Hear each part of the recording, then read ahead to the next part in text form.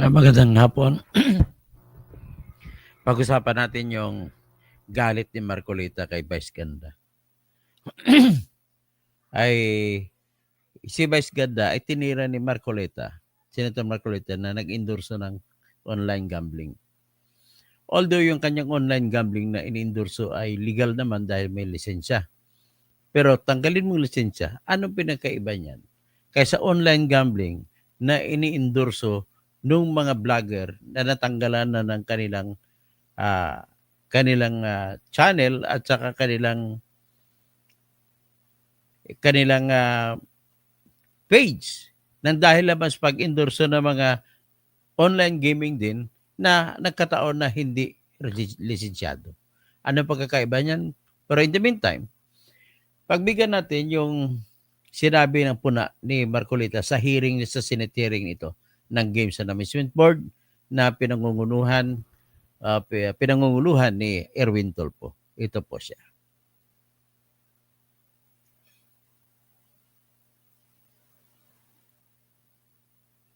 Napakawalang hiya nung tao na yun. Napakawalang hiya daw si Vice Ganda. Walang hiya ka, Vice Ganda. Mr. Chair. Bigla ba niya naman sinabi, tingnan niyo yung mukha ni Marcoleta kung matatawa kayo. Yun, ininsulto niya mukha ni Marcoleta. Nag-endorso ka lang ng DG Plus sa mga gaming mo. Ay, nang lalait ka pa ng mukha ng iba. Ano yung Vice Ganda? Sino yung official owner? Sino yung beneficial owner? Sino yung gaming system administrator? Ano yung mga games? Katulad po ng halimbawa, itong AB Leisure Exponent Inc. Yung mga games niya po, ito yung DG Plus, Arena Plus, Bingo Plus.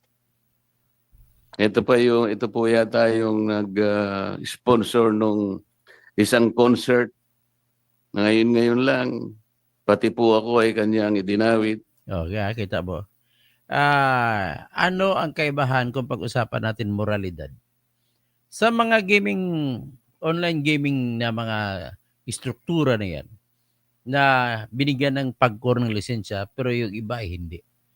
Ano ang pagkakaiba? Pareho na naman sila masama, di ba?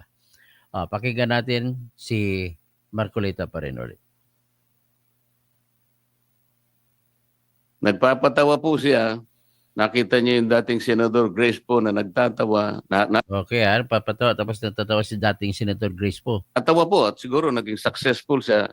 Napatawa niya si Senador Grace po. Yun. Yan ang sukatan ni Vice Ganda eh. Mag-joke-joke pero at the expense of other persons. Yung problema dyan eh. Dapat din siya nabanggit. Noong nakaraan, nag-joke-joke din siya. Si Duterte naman ginamit niya. So, paano ba yan?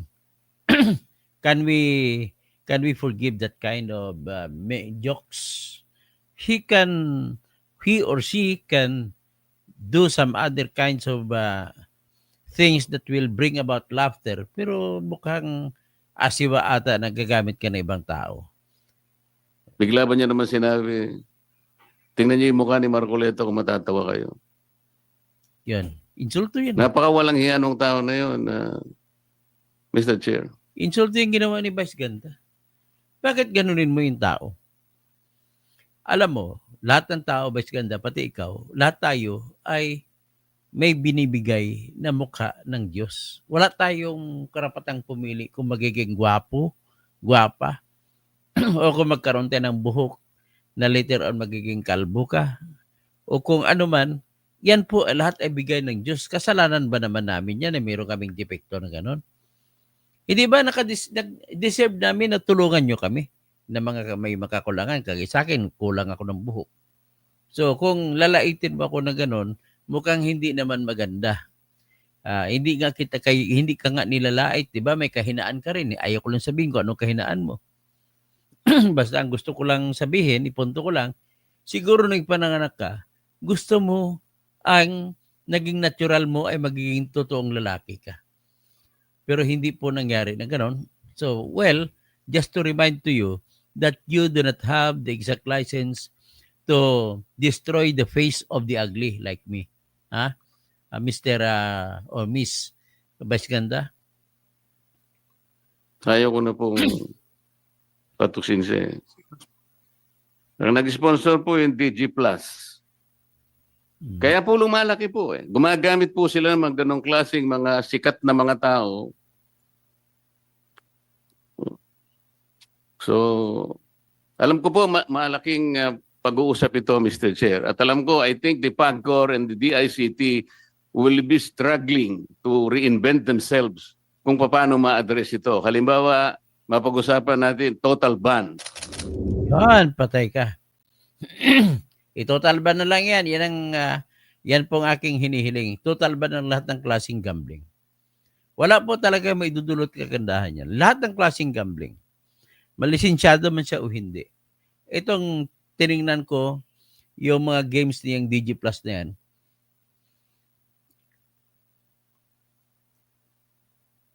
asa na ba yung DG Plus? Ito, ha? Yan po ang sinabi ko rito ay si Vice Ganda ay is officially endorsing GameZone. This is the newest online gambling platform launched by DG Plus Interactive Corporation, a major player in the Philippine digital entertainment and gambling industry.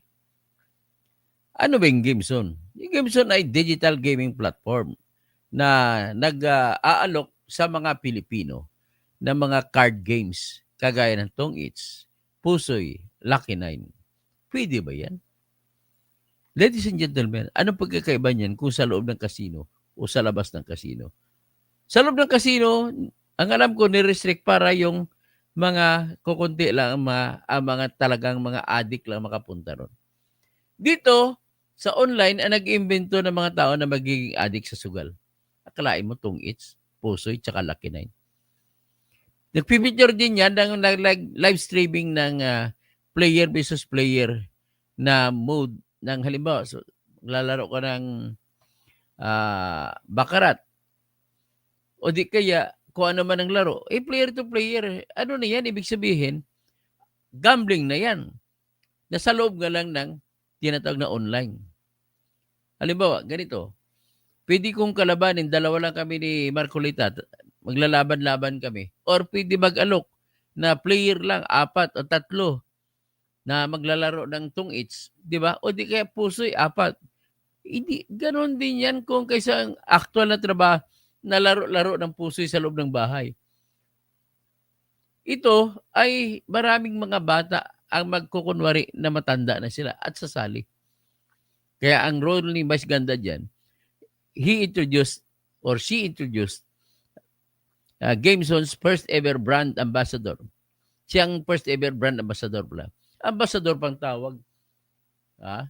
Sabi pa ni Abante, ina mo. Pag ambassador, i-endorser ka lang ng sugal eh.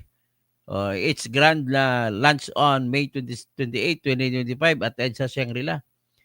She emphasized that the partnership is rooted in shared values. Anong klaseng shared values sa sugal? There is no such thing as shared values in entertainment na sugal. There is no such thing as responsible gaming. Tandaan mo yan. Sugal ay sugal. Ako, kunwari ka pa, Vice Ganda reportedly requested that responsible gaming reminders be included. Kahit ano pa, mga pagkunwari lahat ng yan. Kumbaga, you branded yourself as a supporter of online gambling. Vice Ganda? There is no such goodness in that kind of activity that you are doing. Ibig mo sabihin yan, Vice Ganda, ay wala ka na palang kinikita sa mga regular advertisements mo. Doon ka na lang pumunta sa mga hindi sugal. Yun na lang ay ipopromote mo. 'Di ba? Mas ipopromote mo pa yung kagandahan ng ugali ng Pilipino na bawat isa na matuto makinig sa mga usaping batas at matuto na ang kanilang iiduluhin ay yung batas, hindi yung tao. Magandang hapon po, Pastor Rodi Rabi, Mr. Romaldis Tambi, Ambassador or Opportunista, Consentidor, Ambassador, Consentidor, pa rin ang tawag ko sa iyo. Ben Reclamador, Rodi Rabi, sino pa? Si Mr. Romaldis Tambi, hirap ng ganyan tao, Vice Ganda, ano na natapos hingi ng simpatiya sa mga LGBT? tapos gusto mo respect. Nanglalait ka ng tao, tapos gusto mo respect sa mga LGBT. Di ba? Pangit naman tingnan. Hindi naman natin siya binibira. Arnold Ogis, kahit anong gawin nyo, mas marami pa siyang nagawa sa inyo. Ganun ba? Ano bang nagawa ni Didi ni Bas Ganda? Kawalan ng kwenta. Ikaw, ano nagawa mo, Arnold Ogis? Mas maraming nagawa ang DDS. Sa totoo lang, mas matalino ang DDS kaysa ibang Pilipino na kukunwari na matalino sila at minamaliit nilang DDS. Ay, tama ba yan? Binaventura magbuhos. Wala na lang tayo wag mo na lang maliitin ang kapwa natin. Pagalitan mo sa mga illegal na ginawa, hindi mo pagalitan sa kanyang mukha. Kung mo pangit sa kanyang standard si Marcoleta, piluka ang buhok. Kagaya ko, wala akong buhok, pero hindi lang ako ng piluka. Bakit mo naman ginanon, Vice Ganda? At saka, pwede bang putulin mo na yung kontrata mo sa DG Plus? Iba naman ang endorso mo. Hindi yan. Hindi mo kailangan yan para mabuhay. Dati ka ng Vice Ganda. Hindi maapektahan ang pagiging Vice Ganda mo kung tatanggalin mo yung DG Plus, yung gaming zone na inendorso mo. Mas maganda pang Pogo, Binaventura magbuhos kaysa yung online gaming na ginagawa ni Vice Ganda. Ang Pogo ay ganun din yun. Gambling din yun. Walang pinag-iba dyan. Gambling din yun. Mga Chinese nga lang nagsusugal dyan. Ang nagpakaiba lang ay maraming mga nangyaring mga hindi maganda. Pero gambling din yan. Pare-pareho lang yan kaysa Pogo. Online gaming mo, Vice Ganda, promotor ka pa rin ng Pogo style. Gambling din yun kahit anong tawag mo dun. Kaya mula ngayon, kakampanya ako, winawarning nga kita, binibigyan kita ng 10 araw na bitawan mo yung gaming zone. Vice Ganda, kundi araw-arawin din kita babanatan. Bahala kung banatan mo ako sa iyo programa. Wala akong pakialam. Si Nuclear Reactor Reacts, kapatid ni Frustrated Senate President Soto, endorse din ng online Soga. Sino yun? Sinong kapatid niya, si Vic Soto? Jose Fermin Gamuyaw Maleza, pareho lang si Digongyo at BG Pro, promotor ng sugal. Promotor sugat bastos, pero hindi po si Digong nag-promote na sugal. Naggumawa lang ng batas. Kaya mali naman ang statement mo, Jose Fermin Gamuyaw Maleza. You are stating as if you are correct, but you are fake news yung sinasabi mo. Si Digong ay hindi nagsusugal. Nagkataon lang presidente siya nang na-aproba ng Pogo sapagkat sa panahon na yan, walang kita ang gobyerno dahil COVID. Okay? UGC, SG po, God PM po, Dr. Toto Tirador, Elgin Rizon, hello po, Engineer Toto, Mr. Romualdez Tambi, nice one, Dr. Toto. Mr. Romualdez Tambi, Vice Bastos, dapat pangalanan yan. Pakinggan naman natin. Nawa naman ako ka Vice Ganda. Let us give him or her a chance. Pili, i-drop mo yung kontrata mo sa gaming zone. Please lang. Tama, mga gahaman, mayayaman pero pinatulan pa yung online sugal. Mr. Romualdez Tambe, araw-araw yan. Titira doon. Alam mo kung bakit kinuha nila si Vice Ganda? Kasi gusto nilang kontrahin yung balak ng House at saka Senate na gumawa ng batas na totally iban na yung online gambling. Lahat ng klaseng online gambling. Paano magiging legal yung sinasabi mo yung DG Plus na yan? Nag-aalok ng laro na tungit, pusoy, at saka Lucky Nine, at saka nag-aalok pa ng plataforma na player-to-player. Halimbawa, kami ni Ben Reclamador, maglalaro kami na isa-isa, kasama si Romualdez Tambe. Pwede kami maglaro palang ganon. Wala yun. Ano yun? Kumbaga, sugal pa rin yun.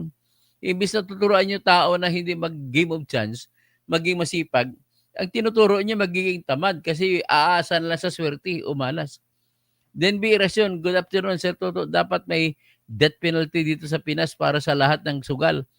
Pati kurap ng mga politiko. Kita mo, sa sugal din, na pagkahilig sa sugal ng isabong, maraming namatay. Maraming pinatay. Actually, sugal per se, hindi masama. Anong pasama yung ginawa ni Atong Ang na pumatay ng tao. Diba? Ganon din yan po sa Pogo. Dahil may kontra-kontra, kailangan na pumatay ng tao rin. Rodi Rabi, let us Congress and Senate to pass a law that gambling is not good in this country. Ben Reclamador, kung legal yun, bakit mo naman pinapaalis, Dr.? Hindi gawin ng illegal na lahat. Walang na kaya nga naghihiring ang Senate tsaka House kasi gusto nila tanggalin na ang lahat ng sugal. Ang pagkakaiba lang sa illegal tsaka legal, yung lisensya lang eh, 'di ba? O kawawa naman yung mga endorser na mga kuwan na natanggalan sa Facebook nila, tinanggal ng Meta. Just because meron din yung mga followers, mga milyon-milyon na nawala dahil lang nagkataon ang inendorso nila ay wala palang lisensya. Zia Katubag, good afternoon, Idol Toto. Pasensya na ngayon lang nood live mo, busy work. Okay lang po, Zia. Na Mercy Narbasa Suzuki, give a chance sa Vice Ganda. Okay, bibigyan ko nga siya ng 10 araw. Kung hindi, araw-arawin ko siya. Bibi Rabi, total ban sa gambling. Lapat lahat wala nang illegal, wala nang legal. Mas masama ang chupi. O yun, chupi na atong. Ganon din po yan, gambling din ng simula. Mr. Romualdez Tambi, Ben Reklamador, basta kagaguhan ng admin nato, game na game ka. Ben Reklamador kasi, pasensya na si Ben Reklamador, ay siya po ay supporter ni BBM. Kaya intindihan na lang po natin. Mr. Romualdez Tambi, Ben Reklamador, mag-ahit ka nga. Zia Katubag, Idol, dapat imbestigahan ang flood control lalo na mga Congress o sa sunod natin bibirahin. O magandang hapon po sa inyong lahat.